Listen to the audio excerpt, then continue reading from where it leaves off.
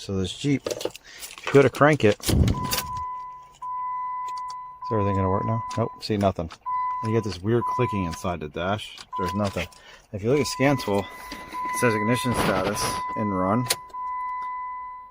off, accessory, and then you got lock, okay? So it's reading it all. But what I found out was, if you look at the voltage here on this ignition switch, this is supposed to be 12 volts. And we got 2 volts. Okay, so if we add power to this, let's see if I can get this to set here.